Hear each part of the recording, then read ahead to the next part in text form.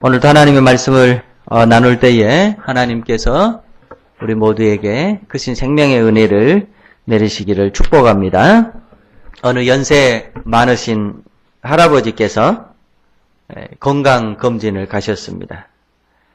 건강검진을 마치고 의사분께서 할아버지를 부르셔서 할아버지 건강에 별 문제가 없습니다. 연세에 비해서 아주 건강하신 편입니다. 앞으로 이렇게 건강관리 잘 하시면 천수를 누리시겠습니다. 그래 할아버지가 기분이 좋았어요. 그래 할아버지가 의사에게 드리는 말씀이 저도 그렇게 생각합니다. 제 건강에 별 문제가 없는 것 같습니다. 그런데 밤이면 소변을 자주 봐야 해서 화장실을 자주 가는데 그게 좀 불편합니다. 그런데 감사하게도 하나님께서 제게 은혜를 주셔서 소변을 보려면은 불이 딱 켜지고 소변이 끝나면 불이 딱 꺼지는 그런 기능을 주셔서 제가 그것도 불편함이 없이 잘 보고 있습니다. 그 의사분이 아무래도 이상한 거예요. 정신에 조금 이상이 있으신가 싶어가지고 이제 할머니를 불러서 할아버지께서 건강에 별 문제가 없는데 그런 이상한 말씀을 하셨습니다. 소변을 보면 불이 탁 꺼져서 헌하고 소변이 끝나면 탁 꺼지고 그런다고 그럽니다. 할머니가 하신 말씀이 이놈의 영감탱이 또 냉장고에다가 볼일 받구만.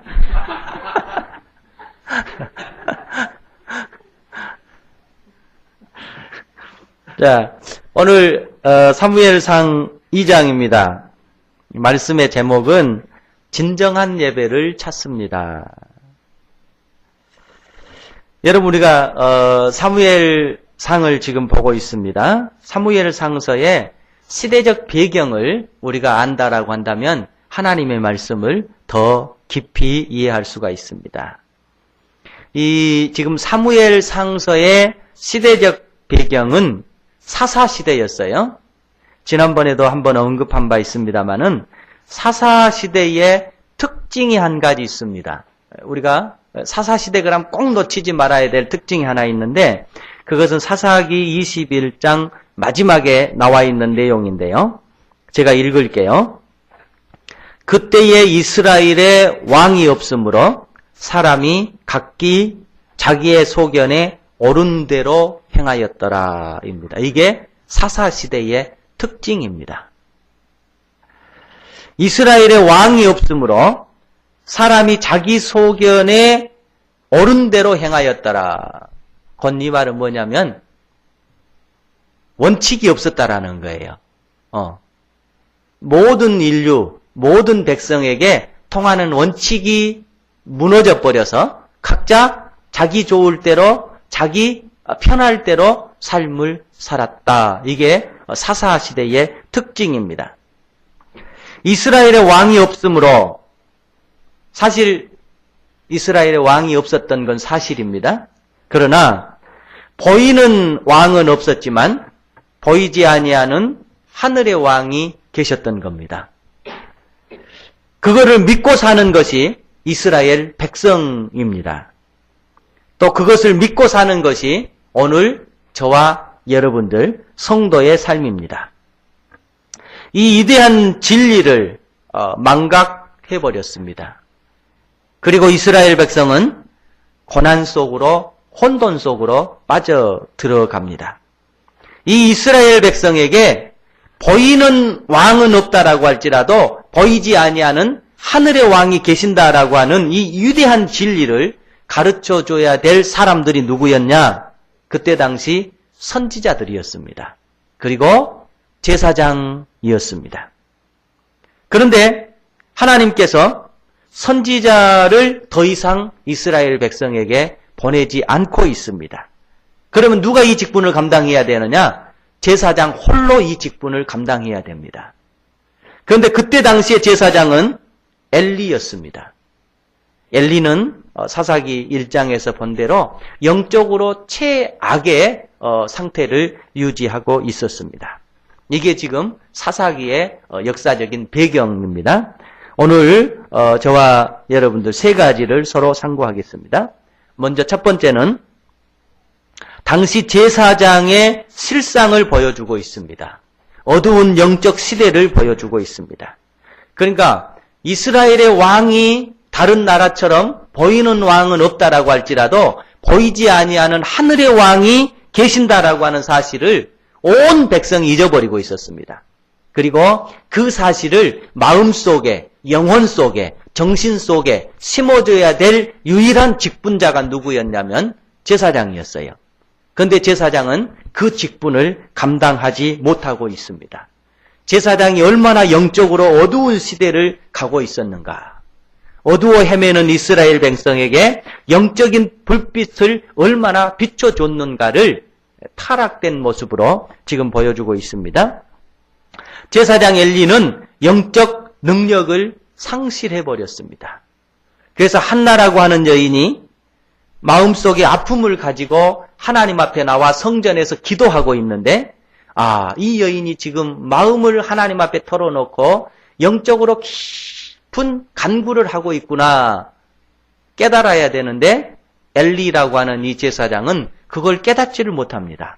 그리고 하는 말이 너가 지금 술 취해서 이렇게 술주정하고 있구나 이렇게 얘기해요.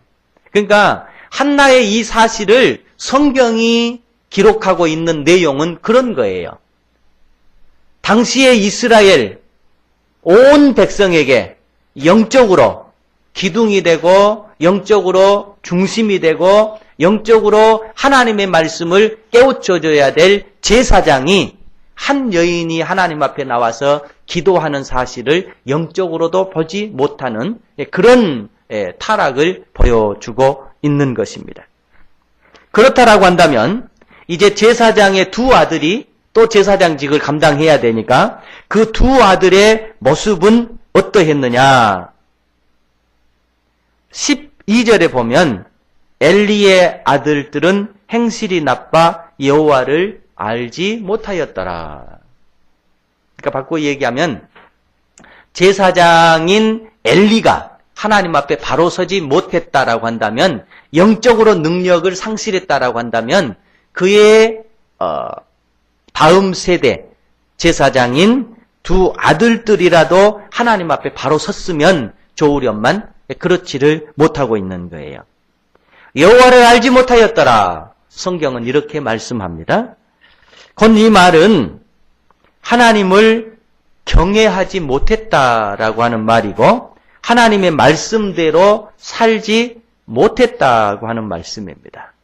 삶에 열매가 없었다고 하는 말씀입니다. 그리고 17절에 보면은 이 소년들의 죄가, 이건 지금 엘리 아들들의 의미죠.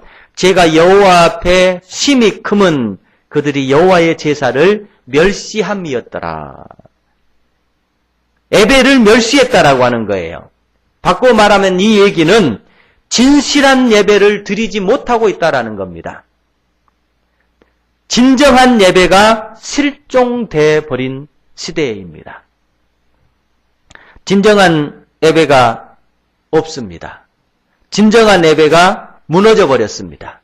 그리고 나서 찾아오는 현상은 백성들이 무너져 버립니다. 그리고 국가가 무너져 버립니다. 여러분, 우리가 교회에서 예배를 늘 강조합니다마는 강조해도 지나치지 않는 것은 예배입니다. 예배에 우리가 생명을 걸고 목숨을 걸어야 될 이유는 바로 여기에 있습니다. 예배가 무너지면 인생이 무너지는 거예요. 이스라엘 백성이 사사시대에 경험한 건 뭐냐면 진정한 예배가 사라져버리니까 그 다음에 오는 현상이 뭐냐면은 백성들이 혼돈 속으로 들어가요. 국가가 혼돈 속으로 들어갑니다. 예배는 하나님을 만나는 임재적 공간이고 하나님을 만나는 임재적 시간입니다. 그래서 여러분과 제가 평생 하나님 앞에서 정말 신경 쓰고 하나님 앞에서 경주해야 될 것이 있다라고 한다면 그것은 예배입니다. 여러분이 하나님 앞에 예배를 올바로 드릴 때 제가 하나님 앞에 예배를 올바로 드릴 때 우리의 삶은 하나님께서 그 예배를 통해서 지켜주시고 그 예배를 통해서 하나님께서 우리의 삶을 인도해 가실 줄로 믿습니다. 당시 모든 것이 무너져버린 그 원인은 예배가 무너져버렸습니다. 각자 자기 마음대로 살았던 원인 또한 진정한 예배를 통해서 인생의 왕 대신 하나님을 만나지 못했기 때문에 이스라엘 백성은 혼돈 속으로 들어가 버리게 됩니다. 이것은 이스라엘의 역사입니다. 그런데 하나님께서는 이스라엘 땅의 역사를 온 백성에게, 다른 나라 사람들에게 알리고 기록하고 있는 이유는 뭘까? 그것은 오늘 우리 시대의 교훈을 삼도록 하는 것입니다. 진정한 예배가 사라져버리면 그 다음에 찾아오는 것은 혼돈과 고난이라고 하는 것을 우리는 이스라엘의 역사를 통해서 알아야 될 줄로 믿습니다. 생각하기 나름이겠습니다만은 지금 시대, 지금 우리가 살아가는 이 시대는 어쩌면 진정한 의미에서 예배가 사라져가는 시대 속에 살고 있습니다. 모든 교회들이 좋은 시설을 갖추어 놓고 좋은 시설 속에 예배를 드리고 있습니다만은 가만히 영적인 시각에서 바라보면 자꾸 교회가 극장화돼 간다라고 하는 느낌이 들어집니다. 우리도 그렇게 하고 있습니다만은 찬송도 스크린을 놓고 쏩니다. 말씀도 스크린을 놓고 쏩니다. 뭔가 보이는 이렇게 화려함 속에서 예배의 의미를 찾으려고 하고 뭔가 이렇게 보이는 이 속에서 예배의 이 은혜를 주려고 하는 이런 현상들은 어떻게 보면 진정한 예배가 사라져가고 있는 하나의 시대 풍조인 것입니다. 강단에서는 말씀이 사라져가고 있습니다. 목회자들이 저도 늘 신경 쓰고 있습니다만은 성도들이 듣기 좋아하는 얘기만 자꾸 하려고 노력합니다. 네. 성도들이 원하는 얘기만 자꾸 하려고 합니다. 그것은 예배의 중심에 인간이지 하나님이 아닌 겁니다. 강단에서 목회자들이 그냥 자기 하고 싶은 얘기만 하는 거예요. 성경이 뭘 말씀하고 있느냐, 하나님께서 뭘 말씀하고 있느냐에 초점을 맞추기보다는 성도들이 뭘 듣기를 좋아하느냐, 어떤 얘기를 하기 좋아하느냐, 이게 자꾸 맞춰가고 있습니다. 그런가 하면 성도들의 손에서는 성경이 점점점 사라지고 있습니다. 네. 여러분들 손에서 성경이 사라져요. 교회에 나와도 성경을 들고 나오지를 않아도 되는 시대예요. 왜? 여기서 성경 말씀 쏴주고 교회에 가면 성경책이 다 빛이 돼 있고, 네. 그러니까 곧 내 손에 성경책이 없다라고 하는 것은 내 인생 속에서 성경이 사라지고 있다라고 하는 것입니다. 물론 반증할 수도 있습니다. 그러나 깊은 영적 통찰력을 가지고 보면 교회는 자꾸 국장화돼 가고 있습니다. 네. 진정한 예배를 통해서 하나님을 만나려고 하는 그런 의식들이 사라지고 자꾸 보여주는 화려함과 자꾸 보여주는 편리함 속에서 하나님을 만나는 것으로 대치해 나가고 있습니다. 강단에서는 하나님의 말씀을 울려 퍼지게 하는 것이 아니라 성도들이 듣기 좋아하는 얘기만 자꾸 하려고 하는 것입니다. 그런 현상에 덧붙여서 우리 성도들은 자신의 성경책이 없고 자신의 성경을 가지고 다니려고 하지를 않는 시대 속에 살아가고 있습니다. 성경은 분명히 예시합니다. 그러므로 형제들아, 내가 하나님의 모든 자비하심으로 너희를 권하노니 너희 몸을 하나님이 기뻐하시는 거룩한 산 제물로 드리라. 이는 너희의 드릴 영적 예배니라. 제가 언젠가 한번 말씀드렸죠. 여러분의 성경이, 여러분이 가지고 다니는 성경 말씀이 걸레가 된다라고 한다면 반대로 여러분의 인생은 빨래가 될 겁니다. 그러니까 여러분, 우리가 늘 신경 써야 될 것은 뭐냐면 지금 우리 교회가, 지금 여러분이, 지금 제가 하나님 앞에 진정한 예배를 드리고 있는가, 그렇지 못한가를 체크해야 돼요. 그리고 정말 내 손에서, 내 인생에서 하나님의 말씀이 나를 컨트롤하고 있는가, 하나님의 말씀이 나를 관리하고 있는가, 우리 스스로가 늘 점검해야 될 필요가 있습니다. 어떻게 보면 사사시대 사무엘이 막 이 땅에 어린아이로 왔을 때 모습이 오늘 우리가 살아가는 모습과 똑같습니다. 예배가 실종돼 버렸어요. 하나님의 말씀이 실종돼 버리는 시대 속에 살아가고 있습니다. 다음 두 번째, 이런 시대 속에서 하나님께서는 진정한 예배의 인생을 걸었던 한 가정을 찾아냅니다. 그 가정이 바로 엘가나 한나의 가정입니다. 제사장도 진정한 예배를 드리지 않습니다. 제사장의 아들들도 진정한 예배를 드리지 않습니다. 이스라엘 모든 백성들이 다 진정한 예배를 드리지를 않고 있습니다. 그런데 그 가운데서도 엘가나와 한나의 가정은 하나님 앞에 진실한 예배를 드리고 있었던 것입니다. 그 가정을 하나님께서는 주목하신 겁니다. 1장 3절에 보면은 이 사람이 엘가나를 얘기하는 겁니다. 매년 자기 성읍에서 나와서 실로에 올라가서 만군의 여호와께 예배하며 제사를 드렸다고 말씀합니다. 7절에 보면 매년 한나가 여호와의 집에 올라갈 때마다 남편이 그같이 하매, 같이 예배드리러 갔다는 얘기입니다. 21절에 보면 이 사람 엘가나와 그의 온 집이 여호와께 매년제와 서원제를 드리러 올라갈 때에, 이들은 아주 진실하게 하나님 앞에 예배드리고 있는 모습을 보여주고 있습니다. 그래서 하나님께서는 예배가 무너져버린 그 시대 가운데 진실로 하나님 앞에 예배를 드린 엘가나와 한나의 가정을 주목하시고 이스라엘 백성을 다시 하나님께 세우기 위해서 진정한 예배를 세울 수 있는 사무엘을 이 가정에 보내십니다.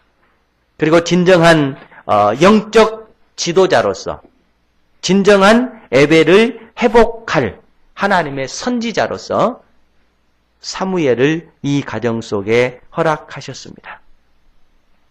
당시 예배 드리는 제사장이 있었습니다. 그리고 제사장 밑에서 제사장의 직분을 감당하고 있는 또 자신의 아들 홈리와 비느하스도 있었습니다. 그리고 그 밑에서 사무엘이 태어나서 사무엘도 엘리 제사장 밑에서 하나님의 일꾼이 되기 위해서 사역을 감당하고 있습니다. 그런데요, 엘리라고 하는 이 제사장 밑에서 엘리의 아들들이 제사장 수업을 받고 있고 사무엘도 하나님의 종으로 이렇게 영적 지도를 받고 있는데 그들의 가는 길은 정반대라고 성경은 말씀합니다. 오늘 본문 우리 17절 같이 한번 읽어보십시다. 이 소년들의 죄가 여호와 앞에 심히 크면 그들이 여호와의 제사를 멸시함이었더라. 지금 엘리 제사장 아들들 홈리와 비느하스를 얘기합니다. 이 소년들이 하나님 앞에서 예배를 아주 소중하게 여기고 예배 드리러 오는 모든 사람들과 함께 진실된 예배를 지도하고 인도해야 될 이 엘리의 제사장 두 아들들이 여호와의 제사를 멸시했다고 얘기합니다. 그런가 하면 18절은요. 사무엘은 어렸을 때에 새 마포 에봇을 입고 여호와 앞에서 섬겼더라. 지금 제사장 엘리라고 하는 당시의 제사장 밑에서 제사장의 두 어린 아들들의 모습을 보여주고 있고 제사장과는 상관없는 사무엘이라고 하는 한 어린아이가 하나님 앞에서 예배를 드리고 하나님의 길을 가고 있는 두 모습을 딱 하나님은 비교시키고 있습니다. 이스라엘 온 백성이 마치 엘리 제사장의 두 아들처럼 예배를 드린 것 같지만 예배 속에 하나님이 없는 거예요. 예배를 드린 것 같지만 하나님께서 받지 아니하는 인간의 예배를 드리고 있는 겁니다.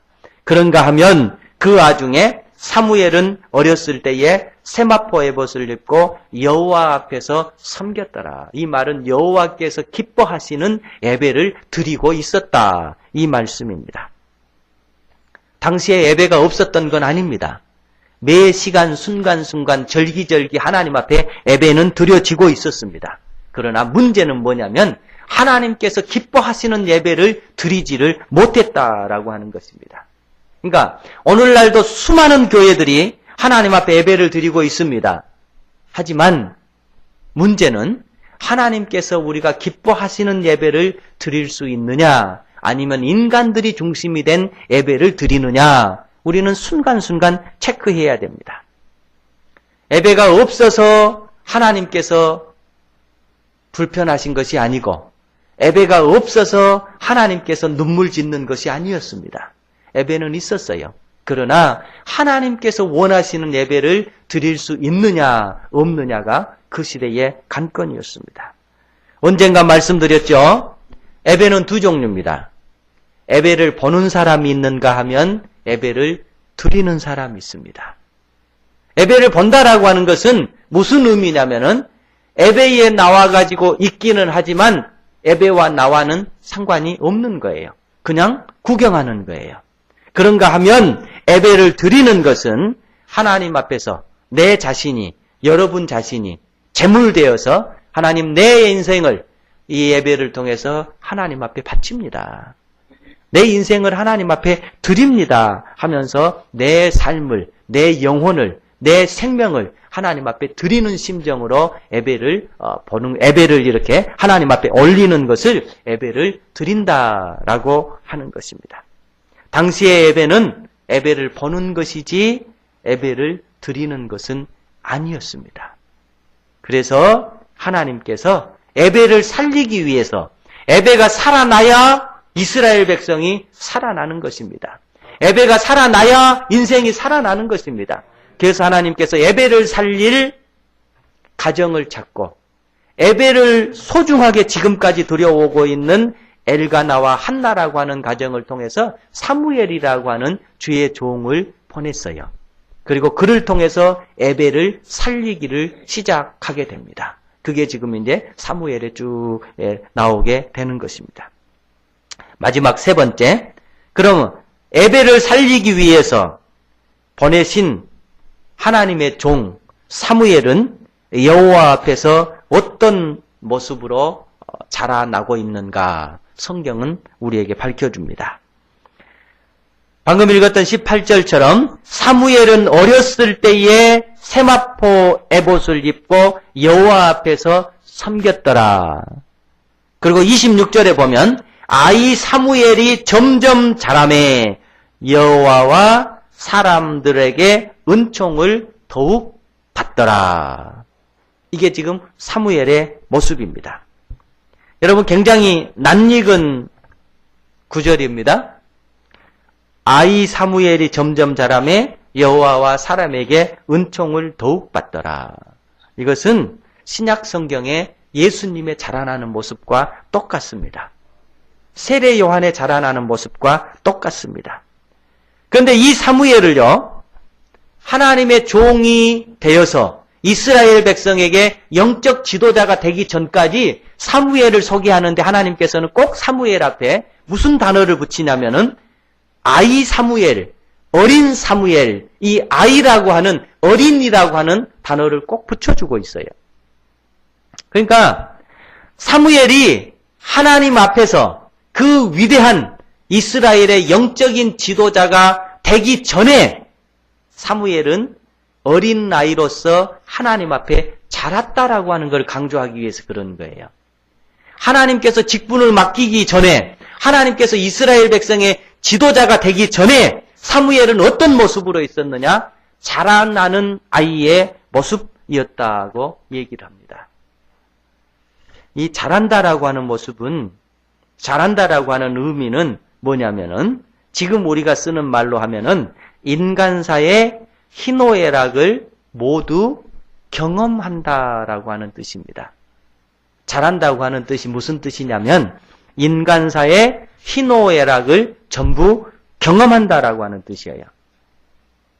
그러니까 타락한 영적 시대에 이스라엘 백성을 하나님께 데려오고 무너져버린 예배를 세울 수 있는 위대한 종으로 하나님 앞에 세워지기 위해서 이 종이 되기 전에 반드시 넘어야 될 산이 있는데 인간의 희노애락을 경험한다라고 하는 뜻이에요.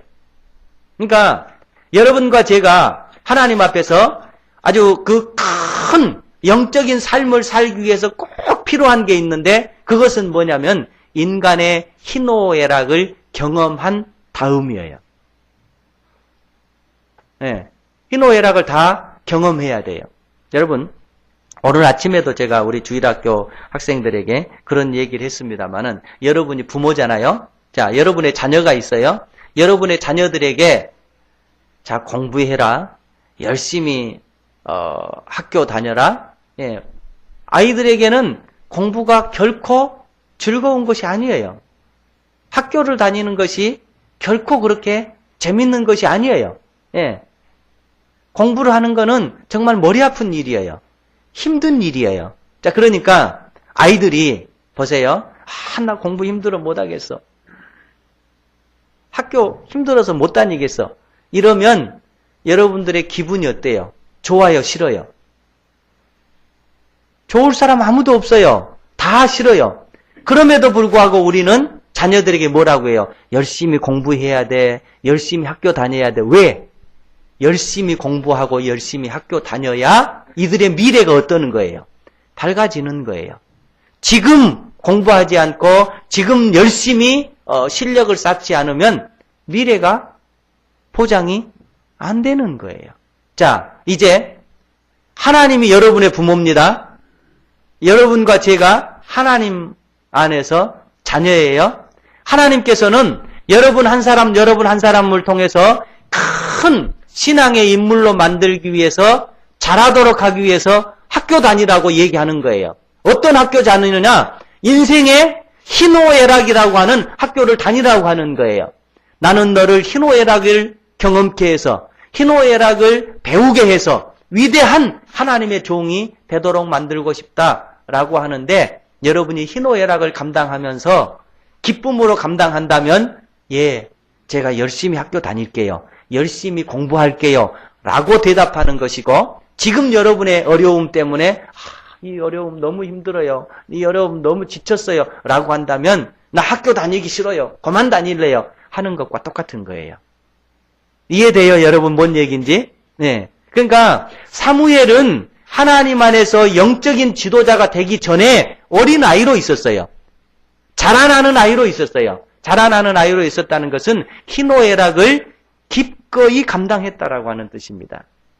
그러니까 여러분이 힘들 때, 여러분이 어려울 때, 하나님께서 내게 학교 열심히 다니라고 하는구나, 열심히 공부하라고 하는구나, 열심히 내게 인생을 배우라고 하는구나, 이렇게 감당하시기를 축복합니다. 네.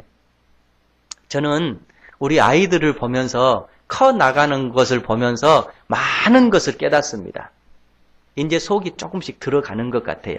그러니까 내가 힘들 때, 내가 어려울 때 내 짐이 너무 무겁다, 내 짐이 너무 힘들다 라고 하는 것은 여러분이 여러분 자녀들에게 열심히 학교 다녀야 돼, 열심히 공부해야 돼 할 때 나 힘들어서 공부 안 할래요, 학교 그만둘래요 하는 것과 똑같아요.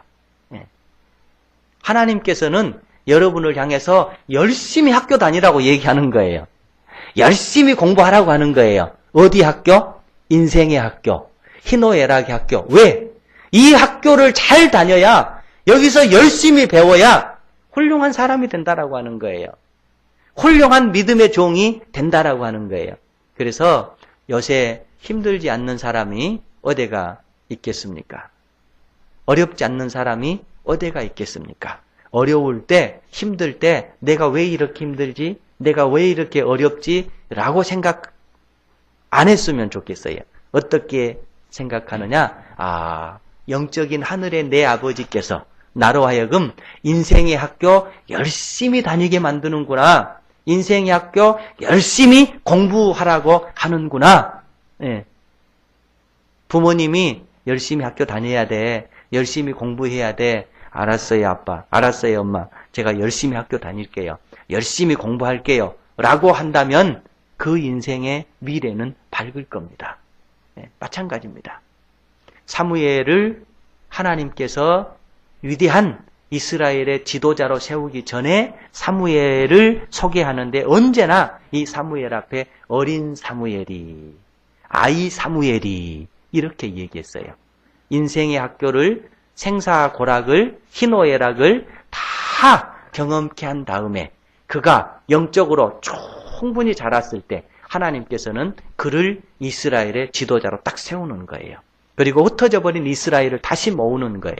에베가 무너져 버린 이스라엘을 다시 세우는 거예요. 왕이 없어서 자기 좋을 대로 행하는 이스라엘에게 하나님이 왕이다. 우리에게 왕이 없는 것이 아니다. 하늘에 왕이 있다. 그런데 너희는 어찌하여 보이는 왕을 원하는 거냐? 이것은 하나님 앞에 배반한 것이고 하나님을 떠나는 것이고 하나님을 제끼는 거다. 이스라엘 백성에게 얘기를 하는 거예요. 여러분의 속에 다가오는 인생의 고난은 어떤 의미가 있습니까? 사무엘에게 있어서 사무엘은 이 고난을 다 겪고 난 다음에 하나님께서 그를 세우셨습니다. 하나님은 준비해서 맡기시고 준비해서 사용하시는 것입니다. 저와 여러분이 인생의 학교를 잘 다닐 수 있기를 축복합니다. 그래서 야고보서는 이렇게 얘기합니다. 내 형제들아, 너희가 여러 가지 시험을 당하거든 온전히 기쁘게 여기라. 이는 너희 믿음의 시련이 인내를 만들어내는 줄 너희가 알미라. 인내를 온전히 이루라. 이는 너희로 온전하고 구비하여 조금도 부족함이 없게 하려 함이라. 하나님의 사람으로, 하나님의 종으로 만들어 가시는 과정과 훈련과 연단을 하나님은 겪게 하십니다. 그리고 나서 훈련과 연단과 고난을 통해서 하나님은 자라게 하시고 하나님 앞에 충분히 자랄 때에 하나님은 당신의 도구로, 당신의 종으로 여러분의 인생을 이끌어 가실 줄로 믿습니다. 하나님 앞에서 우리가 진정한 예배를 늘 회복하고 예배에 우리의 인생을 걸고 사무엘처럼 하나님 안에서 영적으로 잘 자라나서 하나님 앞에 쓰임받는 다 그런 도구들이 되시기를 축복합니다.